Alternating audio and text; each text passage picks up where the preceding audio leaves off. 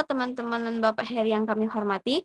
Pada hari ini kami akan mencoba mempresentasikan materi mengenai mengembangkan solusi bisnis.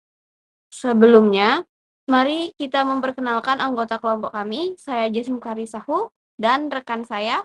Saya Irene Fetresya Santoti. Langsung saja kepada Irene Fetresya Santoti untuk memaparkan materinya. Pada slide ini saya akan menjelaskan mengenai pengembangan sistem informasi. Pengembangan sistem informasi adalah proses membuat atau memperbarui sistem agar pekerjaan perusahaan menjadi lebih efektif dan efisien. Sistem lama yang masih manual atau kurang efektif akan diperbaiki menjadi sistem yang lebih modern. Dengan adanya sistem informasi, perusahaan dapat mengelola data lebih cepat, membantu pengambilan keputusan, meningkatkan efisiensi kerja, dan mengurangi kesalahan dalam karyawan. Next. Nah, pada slide ini dijelaskan alasan perusahaan perlu mengembangkan sistem baru. Salah satunya adalah sistem lama, lambat, dan tidak mampu menangani banyak data. Selain itu, data sering tidak akurat sehingga dapat menghambat pekerjaan perusahaan. Perkembangan perusahaan dan persaingan bisnis yang semakin ketat juga membuat perusahaan harus menggunakan teknologi yang lebih modern. Selain itu, keamanan data juga perlu ditingkatkan agar informasi perusahaan tetap aman. Next. Penggandaan sistem informasi. Slide ini menjelaskan cara perusahaan memperoleh sistem informasi. Terdapat 4 cara utama, yaitu membuat sendiri, membeli software paket, outsourcing kepada pihak luar, dan bekerja sama dengan pihak luar. Setiap metode memiliki kelebihan dan kelemahan masing-masing, sehingga perusahaan harus memilih metode yang paling sesuai dengan kebutuhan dan kemampuan perusahaan. Next. Yang pertama ada membuat sendiri atau in-house development. Pada metode membuat sendiri, perusahaan mengembangkan sistem menggunakan tenaga internal perusahaan. Kelebihan dari metode ini adalah sistem dapat dibuat sesuai kebutuhan perusahaan, data lebih aman, dan perusahaan memiliki kendali penuh terhadap sistem. Selain itu, sistem yang dibuat dapat menjadi keunggulan perusahaan dibanding pesaing. Namun, metode ini membutuhkan waktu yang cukup lama, memerlukan tenaga ahli, memiliki resiko kesalahan lebih besar, dan biaya pengembangan juga cukup tinggi. Next. Yang kedua ada membeli perangkat lunak paket. Slide ini membahas metode membeli perangkat lunak paket atau software yang sudah jadi. Kelebihannya adalah sistem dapat digunakan lebih cepat karena tidak perlu dibuat dari awal. Selain itu, software biasanya sudah teruji dan memiliki dokumentasi yang lengkap sehingga mudah digunakan. Namun, kelemahannya adalah software kurang fleksibel karena tidak selalu sesuai dengan kebutuhan perusahaan. Perusahaan juga akan bergantung pada vendor dan harus membayar biaya lisensinya. Selanjutnya saya kembali ke moderator. Nah, pada metode outsourcing kepada pihak luar ini, perusahaan menyerahkan pengembangan sistem kepada pihak luar atau vendor teknologi. Kelebihannya adalah sistem dikerjakan oleh tenaga profesional sehingga prosesnya lebih cepat dan perusahaan dapat fokus pada bisnis utamanya. Namun, metode ini tuh memiliki kelemahan juga seperti risiko kebocoran data, kebergantungan kepada vendor, biaya yang relatif mahal, dan kontrol perusahaan terhadap sistem menjadi lebih terbatas. Selanjutnya ada kerjasama dengan pihak luar. Nah, slide ini tuh menjelaskan metode kerjasama antara perusahaan dan pihak luar. Dalam metode ini, perusahaan tetap terlibat dalam proses pengembangan sistem bersama vendor teknologi. Untuk metode ini, kelebihannya adalah kualitas sistem menjadi lebih baik, sehingga perusahaan tetap memahami sistem yang dibuat dan karyawan mendapatkan pengalaman baru. Nah, tapi metode ini juga membutuhkan biaya yang cukup tinggi, koordinasi yang baik, dan ada resiko informasi perusahaan diketahui pihak luar. Selanjutnya, ini merupakan perbandingan strategi pengadaan sistem informasi. Yang pertama, mereka itu ada biaya cost. Jadi di sini itu Capital expenditure versus operational expenditure. Nah, pilar pertama ini adalah biaya. Di sini kita mengenal dua jenis pengeluaran, capital X dan OpEx. Jadi kita memilih strategi buat sendiri ini, perusahaan harus siap dengan capital expenditure yang besar. Kita harus menggaji developer, membeli server, dan menyediakan infrastruktur dari nol.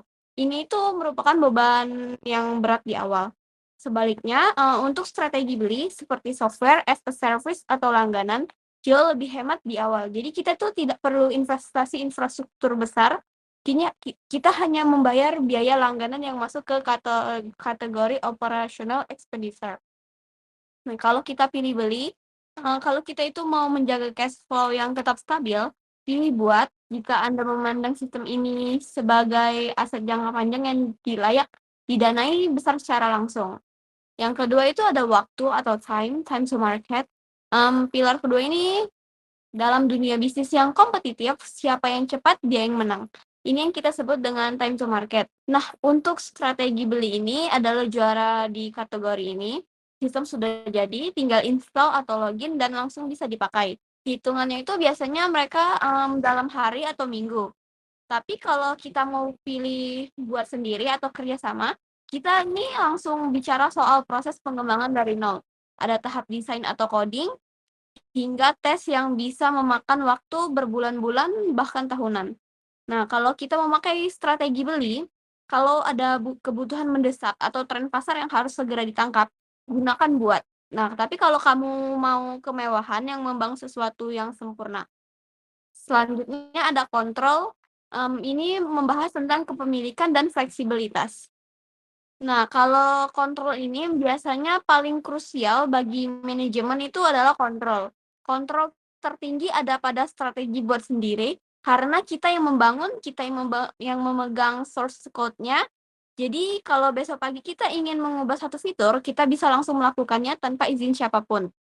Nah, tapi kalau kita memilih beli, kontrol kita itu rendah. Kita harus ngikutin update dari vendor. Jadi kalau vendornya itu tidak mau menambah fitur yang kita minta, kita tidak bisa melakukan apapun.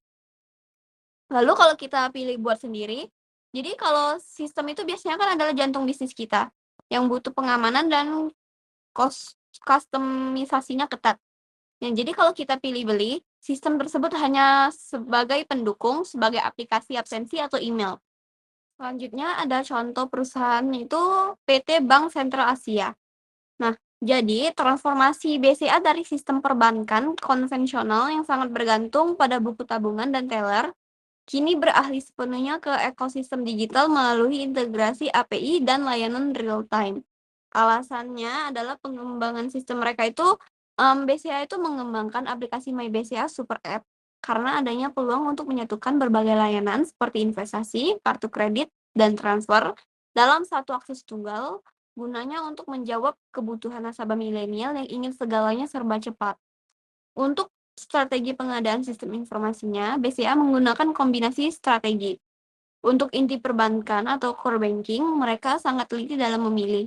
Namun untuk inovasi fitur, mereka banyak melakukan pengembangan mandiri melalui anak perusahaannya yaitu BCA Digital. Nah, untuk metode membuat sendirinya, pengembangan BCA dan Klik BCA, BCA memiliki tim IT yang sangat besar di bawah naungan divisi IT internal untuk memastikan keamanan tingkat tinggi dan fitur yang benar-benar sesuai dengan perilaku nasabah Indonesia, seperti fitur cardless untuk menarik tunai tanpa kartu.